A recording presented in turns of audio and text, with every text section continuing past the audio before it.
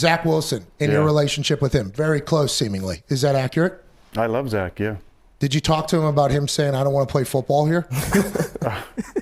I will say this, you know, when you have sources, right? And that's always an interesting, you know, thing. And you know, first of all, to have like that you can go down a whole rabbit hole with actual sources, made up sources. Why is someone willing to be a source? What are they gaining out of that? On and on and on. But when you use sources and whether intentional or unintentional, try to assassinate someone's character like that report does for Zach, I have a real hard time with that. Okay, really so you're saying that was an effort to maybe make Zach look like a worse human than potential people already view him. I think that was, how can he not read it any other way? I mean, you're basically saying that this kid is quitting on the team and doesn't want to play and has given the middle finger to the organization. Now listen, I don't want to speak for him because he's going to get a chance this week to speak, and I'm going to let him speak. I'll tell you that I love the kid, and I've spent a lot of time with him, and I think he's an amazing young man, and he is young. You know, he's early 20s, and I've had a blast spending time with him. He's gone through a lot of shit in the last 3 years, and he's got every right to be frustrated and disappointed about it. I think he's done a good job of standing up and taking accountability this year when it's been his part to do it. And I think that if that's journalism now, if you're going to use sources, and whoever that, I want to say the F word now. You can't. We're doing journalism. But whoever can't, right? Fool. That's one of the rules. What's one of the rules? Whoever that person is that thinks it's okay, number one, to talk to anybody like that, I don't understand what you get out of that, number one. But number two, what is your impetus? What is your motivation to try and bury someone like that? And that's a problem with the organization. You know, we need to get to the bottom of whatever this is coming from and put a stop to it privately, because there's no place in a winning culture where, and this is not the only time, there's been a bunch of other leaks. Big city, a lot of reporters. I get it. A lot of friends. I get it. They're not your friends. No, yeah. They're not your friends.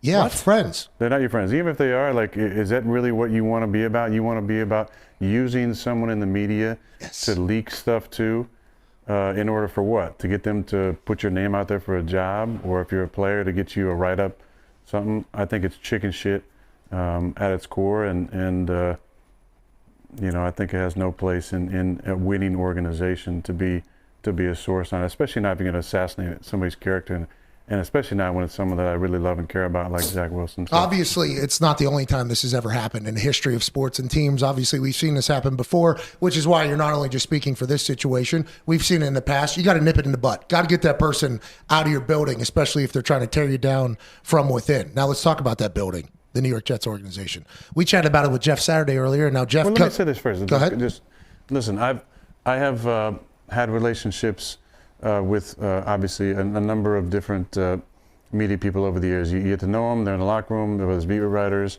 You put your name on something, then you stand behind it. You know, like, I believe in this, and yes, it's okay. You're for you to immunized. say that. Yeah, exactly. Thank you. Yep. But I understand what you're saying. Yeah. yeah, put your name behind it. We Like, I have agree. no problem with you. I don't have a problem with anybody having a relationship with Diana Rossini or Shefty, yeah, any of those people. Rappaport, Wide. But when Pelissero, Wide. Schultz Report, Wide. Ari Mirov, Wide. Well, Lombardo, Wide. Lombardo, definitely. He hears some stuff. but just put your name behind it. So That'd make things a lot better. Actually, and then we'd have a conversation within the organization. in the real world, okay, like the real news that do these actual interviews like this on a regular basis, we understand where anonymous sources might save somebody's life. Okay, so we're not talking about all I'm media. not talking about that at all. Whistleblowers love it. Boom, Anonymous got to do what you got to do. 100%. Got to do what you got to do. That's the Please. real world. You're Anytime potentially there's- dying. Anytime there's major corruption going on, if there's major corruption, we need the whistleblowers to Hell yeah. have the protection to be able to speak up without getting harassed, fired, killed. Yep. Something came out today. Yeah, heard a lot of that. But like, we're not saying all anonymous sources are bad, but in sports, there's no death potential. So it's like, I think that is kind of the guys they stand behind. Is like, you got to protect anonymous sources. It's like, from saying Zach trying to kill Zach, why? You think Zach Wilson's family's going to kill him? Who's going to do that? We're talking sports specific. This isn't an all anonymous sources need to stop type conversation. No. Yeah. Let's talk Very about good point, by the way. Hard It is some questions. it is some Yeah, it is some bullshit though. You know, like that report that came out. about Zach. Yeah. How many of those are? Like, if you see 10, are 10 of them, are they all just shit? I mean the it's person shitty that- what they did. Yes. I don't know about the gist of the conversation. I know that what was reported was not factually correct. You know, as far as like my involvement. Yeah. Like it made it seem like there was some big drama that was going on, and then we had to bring in the old guy to say, "Hey, call this young guy and square everything up." It's like, but that never fucking happened. Like that was never part of any of it. Like Zach and I talk all the time. You know, we talk every single day. I see him. We had long conversations during the game about various things. Oh, yeah, we saw one of the videos. Actually, I mentioned. Yeah, they grabbed it. What did I say? Yeah, you tell us. You tell us. It was funny. You're a That's all it professional. was You funny. know the camera's on you on the sideline. We're not doing, and he does here we not. go. Zach's not as Savvy. on that level. He'll figure it out. You're not supposed to say that. But that could have been at any time. So like, where's my? Yeah. You were It's talking about. 10-5. You guys were talking about the Falcons. Third quarter. So the little mouthpiece is up. So I'm guessing it could have been defense was out there because I usually have it down when the offense is there. So I don't know what I was probably talking about one of the calls because there were some real interesting calls that happened. I'm trying to see whose ball it is. Oh, it doesn't say. It's second and normally we can 16? tell. Second and 16. Oh, so we were probably Timmy on Boy offense at was second and spinning it. 16. Tim Boyle, 12 and 19. So who knows? Yeah, I mean, look, who knows who he's talking about? But the whole point is, I don't understand, and I never did. And this stuff it isn't like just the Jets, but I don't understand anybody that will use like some media people to get some sort like and there were people in Green Bay that would leak injury information to reporters in return for like a positive review or a positive word or putting like writing that they should be up for a Pro Bowl or something. And I never understood that. I mean, I remember really walking out walking in the training room, hearing something, talking to a guy who was hurt, and literally he had just walked out of the office and the doctor's office, and like 30 seconds later he was out there. Wow. By a certain guy. And we all knew, it was like 4 guys around who heard what was said. It's you. And we know exactly who it is. It's you. So in this situation, I don't know who gains. Like that's, whenever you're like with Big Pharma, it's like you want to figure out what's really going on, follow the money. Yeah, like of course. Follow who is to gain in this situation. I hear you. That's Right? amazing. I mean, yeah. I mean, So in absolutely. this situation, who is gaining something here? Like trying to assassinate Zach's character. I don't know. I don't think anybody gains in this situation, whether it's somebody from the organization or You a should coaching staff or player. I think it's Do what the Kardashians did. Yeah, the Kim and Kanye, allegedly, they gave fake names to everybody in their tight circle, and they wrote down what the names were going to be for their kid. And then whichever one got reported, it was like, all right, no, it's this person. Gotcha. That didn't know it's this person. It's a shame you got to do that with humans, but it's the way it goes. You talk about nobody benefiting.